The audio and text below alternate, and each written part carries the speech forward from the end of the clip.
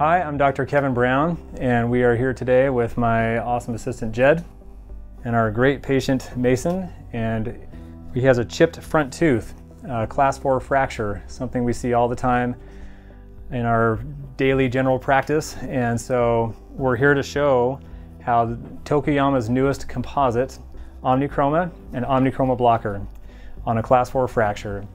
And these are challenging restorations to do, but with this one shade composite system, we're going to hopefully show you how it can simplify the process and make it a lot easier for color matching and the whole technique process. There's a couple different ways to do this, and we'll talk about that, and I'll show you my favorite way of doing it. So when you have a patient come in with a chipped front tooth, they're not going to want to come in and be rescheduled for the next day, or they're not going to want just a temporary patch and then have them back for another visit to do a more advanced type of restoration with multiple shades and colors. But if you get efficient with this material, you can do things really quick and get amazing results. So kind of the standard way that I like to do things is by either taking an impression of the patient's teeth and just pouring it up in a really fast set stone that sets up in like 10 minutes, the snap stone. And then you can just do a little wax up and you make this little silicone putty index here, which you can see. And so we've got our shape built up and our incisal length, so this will help guide how the restoration is going to be in the mouth. And it helps us control the thicknesses of the different layers. And that's important when we're using the OMNICHROMA Blocker.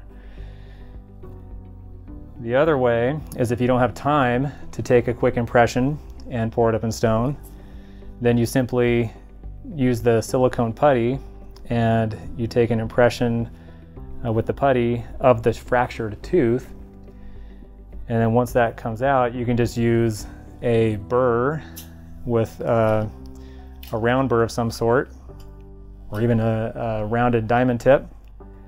And then you can just drill out where that fracture was, and you're just trying to get a basic shape of the tooth so you can get a shelf to work with the OMNICHROMA Blocker in order to get the right characteristics with the light blocking. And then the third way, if you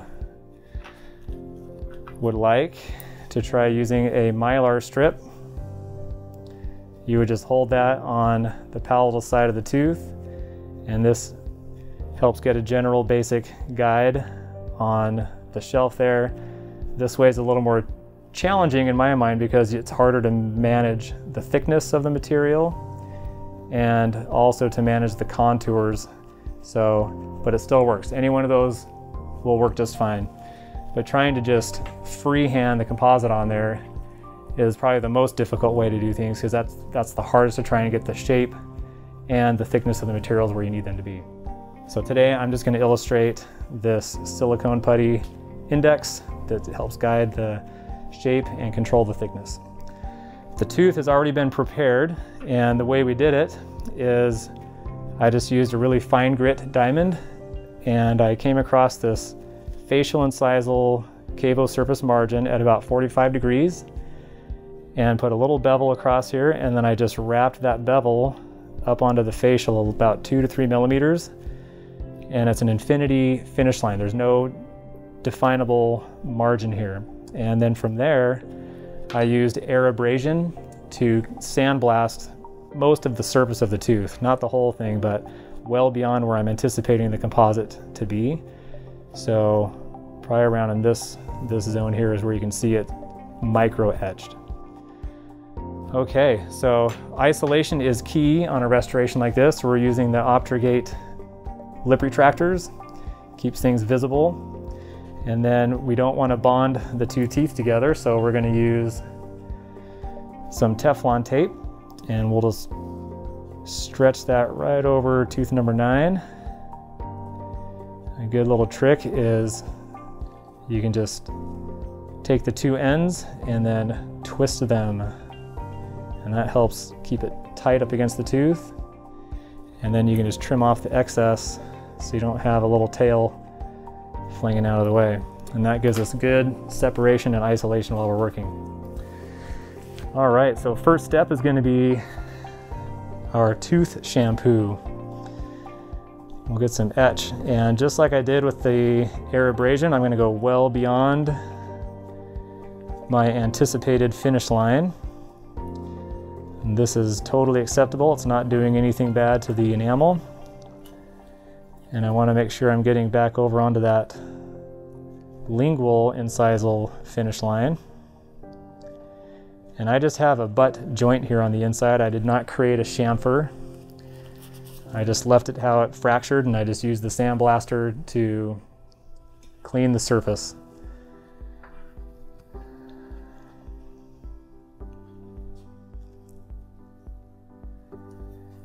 Okay. A little rinse of water. Try and keep that flavor off you here, Mason.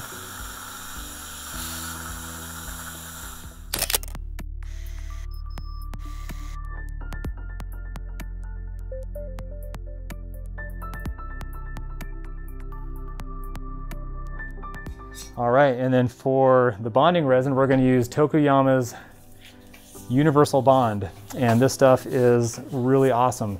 It's a wonderful bonding agent. It's a truly universal bonding agent, meaning it can be used on all materials and in all circumstances. One of the features that I like best about it is you don't have to scrub it in for 15 or 20 seconds, and you don't have to light cure it. So I've got enough on there, and then I'll just air thin it.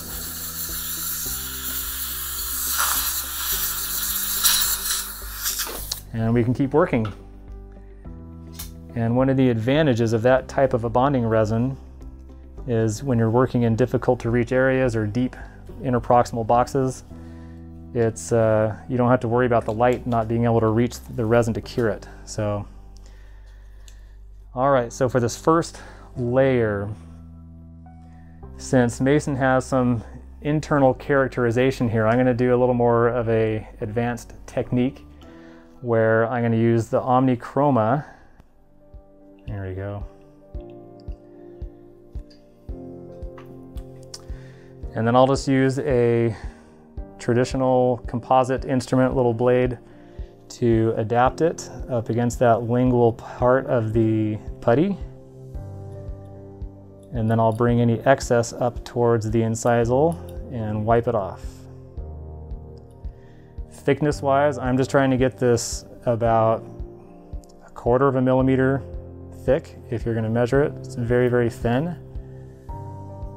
It would be thin enough that it's almost like a little translucent window, but it's there to just act as a shaping guide for the rest of the layers. And it helps me have more control over how much blocker I'm going to actually need to hide some of these translucent parts. So with the challenge with this type of a restoration is trying to hide the finish line or the hard edge of the tooth preparation. You got this angled fracture, and if you just used one layer of any traditional composite or even just one layer of pure OMNICHROMA, then you're going to get too much light passing through that, and it's going to look like that part of the restoration is gray. And you'll see that hard line, that hard finish line. Go ahead, Jed. So we need to try and block out some of that light transmission, and the OMNICHROMA Blocker helps us do that. But we need to make sure we're controlling the thickness of that. Because it is a little bit more opaque, in order to block the light, if we have it too thick, then it's going to end up with an opaque restoration. You'll see the hard line still because you're going to have this opaque restoration against a less opaque tooth structure. So at the point we're at right now, we've got a nice shape to work with. And now we have all the freedom in the world to do the next layers. So now we're going to use our blocker. And just imagining we're trying to reproduce what natural tooth structure is on these layers. So we've got this OMNICHROMA shelf, which is really thin, which is acting like the enamel, which is semi-translucent. And now we're going to work with the dentin layer, which is more opaque. And as you're layering it here, you'll be able to tell if you've got enough, because it's not having this grayish tone on the tooth. And you don't want to fill it out facially so thick that it's beyond the final contours of the tooth, because then it's going to be too opaque. So as you're layering this, I'm keeping an eye on, from a lateral view, how thick it is, or you can use your mirror from the incisal point of view. But I am feathering it up onto this bevel that I created, just a little bit. And that's going to help hide that fracture line in the tooth. And I'm also not going to bring it all the way to the interproximal contact, because if you're thinking about how tooth structure is, that part of the tooth is pure enamel as it wraps in between. So I'm going to save that for the final OMNICHROMA layer.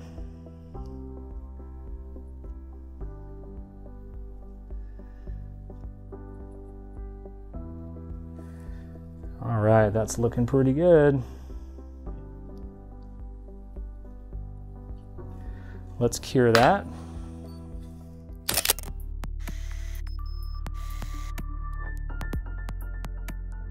All right, so at this point, I'm going to take off my little Teflon tape so I can now see better the tooth that I'm trying to match.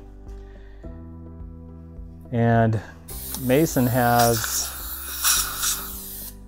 he doesn't have any incisal translucency to worry about, but there is a little bit of interproximal translucency right here. So we're going to try and replicate that here. And he has a little bit of actual, little higher chroma or coloration and density up at the tip here. So we'll use some of the Estelite colored resins to get those effects.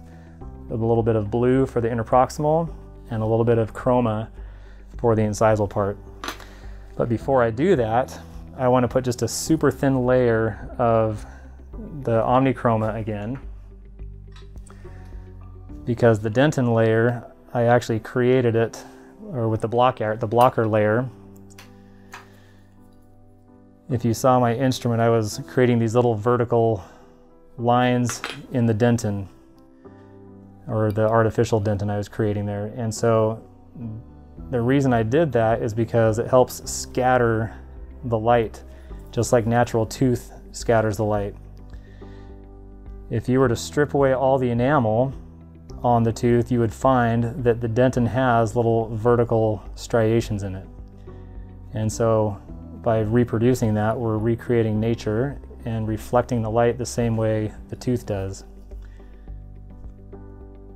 So this little layer of OMNICHROMA is not to full contour yet, but it's really just to be a nice smooth layer so that I can add some of these little colored resins and control how those are blending in. And then after we add those effects, the final layer of OMNICHROMA will be just enough to allow those to show through just a little bit.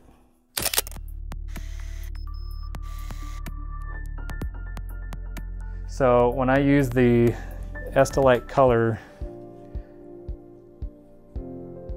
resins, we got the blue, and then there's a medium chroma. There's also a low chroma and a high chroma. So I'm just going to put a little dot on my glove here of each of these.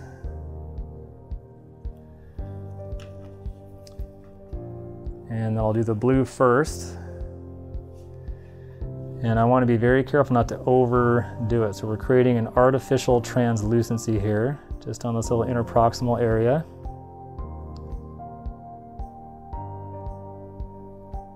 Very subtle, we don't want it to be too strong.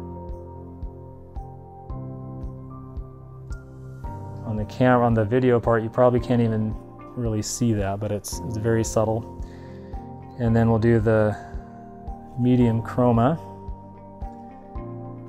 I can see he's got a little bit, as I'm looking at his tooth number 9, there's some chroma right in here. And so I'm just gonna lightly add some of that.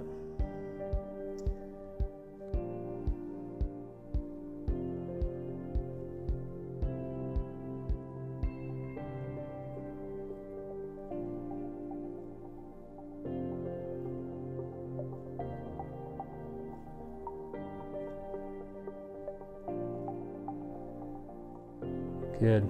All right. Go for it.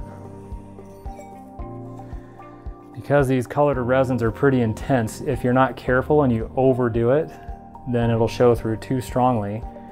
And you got to keep in mind that as you're working on the teeth like this, the natural enamel is dehydrating a little bit. And so those effects that you're trying to replicate become a little more intense. So you got to remember what did it look like before you started, and that's where, if you have a camera, you can take a picture of the tooth before you start and have that as a reference point. All right, and now we'll do our final OMNICHROMA layer.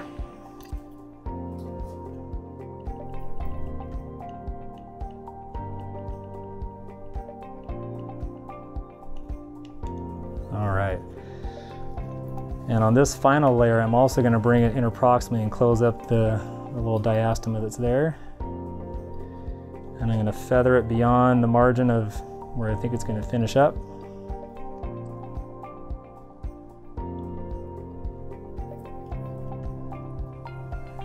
Where's my little blue shim here? And then I'll use a little mylar strip that goes right in between. And this is a little trick that I think most people know about. It's called the mylar pull.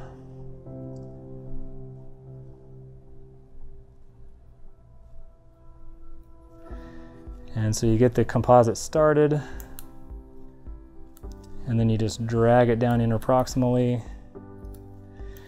Now, the contact's not super tight right now, but because there's no bonding resin on that adjacent tooth, we had it protected with the Teflon tape.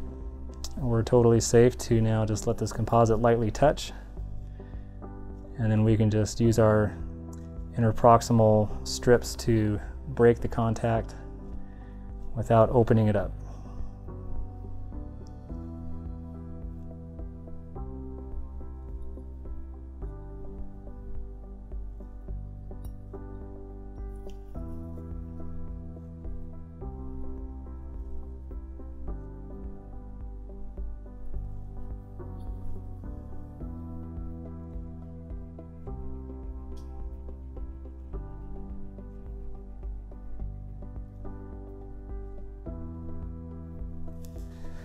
I've got my little super thin, this little interproximal carver instrument is very helpful on these types of restorations where it's ultra thin.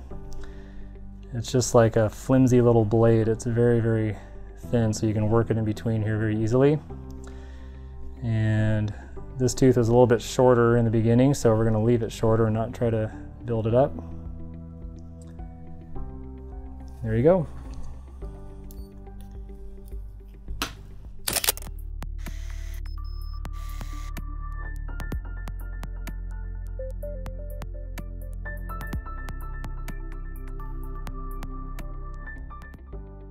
So for finishing and polishing, this composite again is just a wonderful material to work with. When it shines, because of the particle size, the 260 nanometer particle size, and it's spherical, and so that's what gives it its structural coloring properties, but it also really polishes nice just because of the way those particles fit together. And it holds its shine really nice.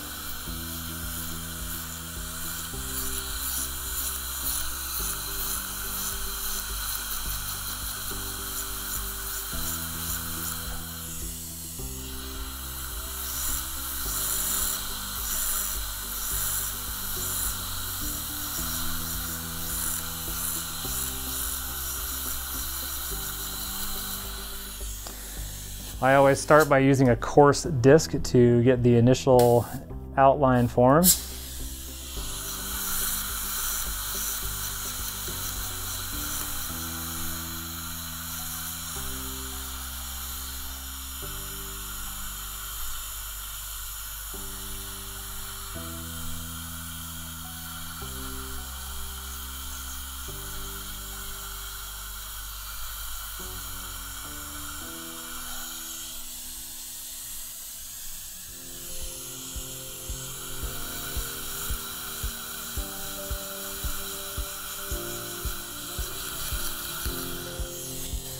All right, looking good.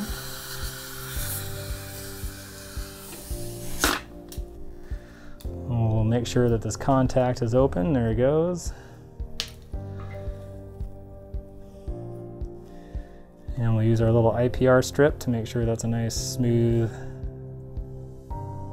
transition up here at the gingival margin.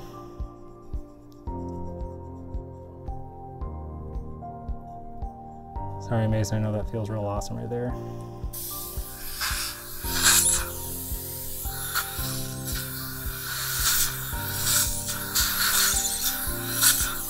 Okay, now that we've got the basic outline form, we're going to use some different polishing techniques to get the final surface texture. When you're doing a restoration like this on a front tooth, if you over polish the composite compared to what the natural enamel is, then you'll see a difference. You want to be able to get that light reflection to be the same as what it's bonded to. And Mason has pretty smooth teeth in general, so there's not a whole lot of texture going on. So I'm just going to use a carbide finishing burr on a slow speed handpiece so I can really control not gouging the material, and I'm just going to go across and create some surface texture, make sure that if there's any vertical aspects to the anatomy with lobes and grooves, then I can replicate that, and we'll just get to that point.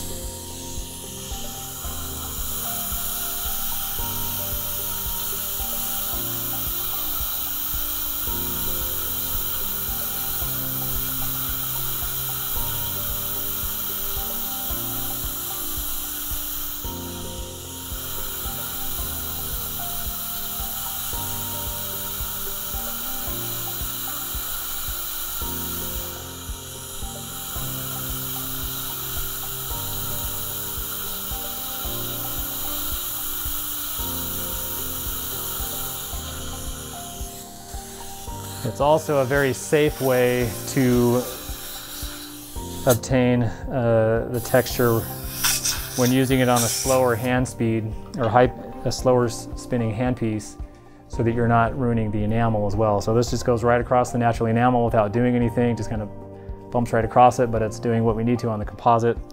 And since we went across beyond our finish line with the etch and the air abrasion, as I'm removing that little thin layer of composite, with this, I'm not damaging the enamel, but it's getting the surface texture we need to match it perfectly, so it works really good. So we've just added a little bit of texture to the tooth, and we want to smooth and blend it in now without erasing all of it, but we don't want it to be over texturized. So this little polishing tool, a little rubber polishing disc that's kind of worn down a little bit, but it works really good at smoothing and blending without kind of overdoing it. Think of it like a pencil eraser where you're erasing a little bit of the texture. So just be watchful as you're doing it.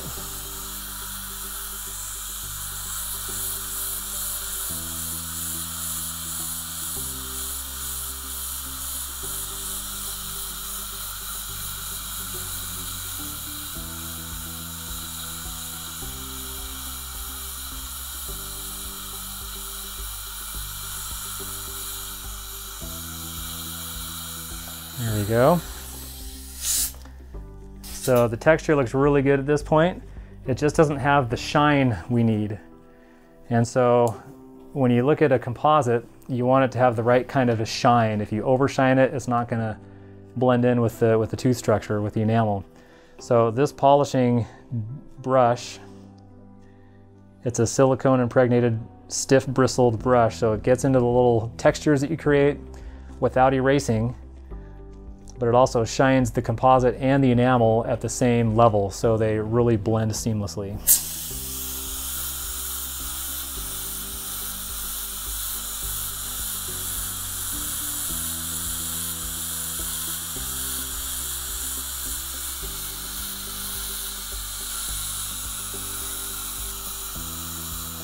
Okay.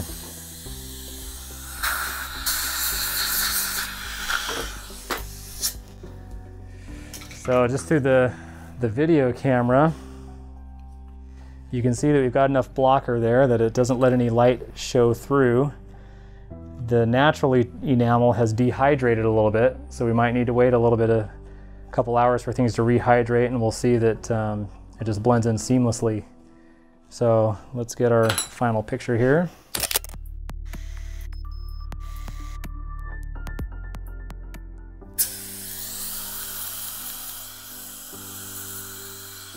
There you go.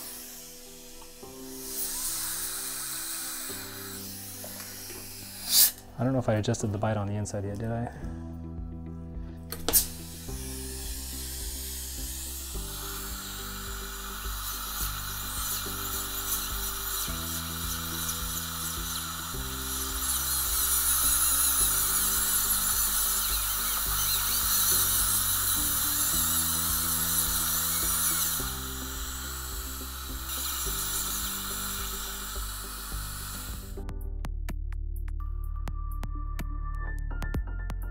So in the end, what I just did here was kind of a modified version of the polychromatic layering technique, where you're going to use anywhere from 3 to 5 or 7 shades of composite to get kind of the ultimate aesthetics on a restoration, where you have a semi-translucent lingual shelf, your dentin layer, your enamel layers, and you modify in colors, and then another semi-translucent layer to go over the top.